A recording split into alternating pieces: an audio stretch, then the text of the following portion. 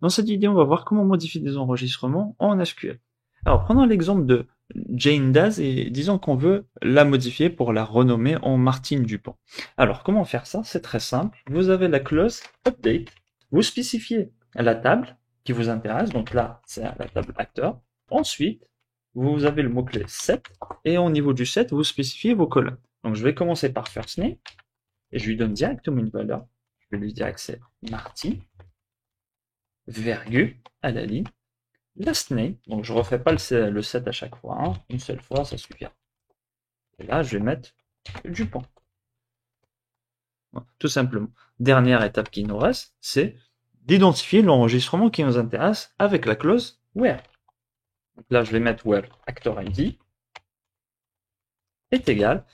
Pour moi, Jane Doe, c'est 206. Pour vous, vous pouvez adapter, bien évidemment, selon l'identifiant que vous avez au niveau de votre base de données. Donc, je vais mettre 210 et je vais exécuter.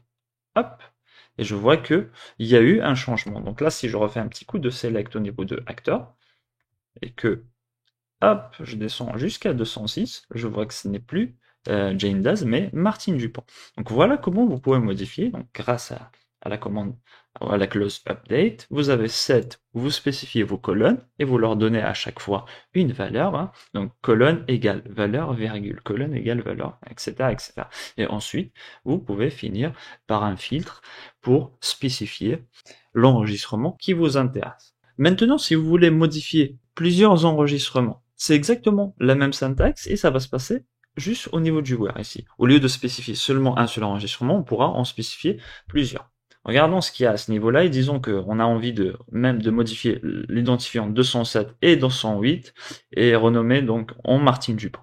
D'accord? Donc pour cela, je pourrais utiliser actor ID est égal à 207 or actor ID est égal à 208. Et ça va marcher, bien évidemment. Ok? Et je vois ici que j'ai deux enregistrements qui sont affectés. Et si je refais un petit coup de select, hop, voilà, je vois que le 207 ainsi que le 208 ont bien été modifiés en Martine Dupont. Donc, vous pouvez ici utiliser un OR, un between, un AND, un IN, etc. Tous les filtres qu'on a vus au niveau de la clause where et tous les opérateurs logiques. Voilà, ça dépendra juste de ce que vous voulez modifier.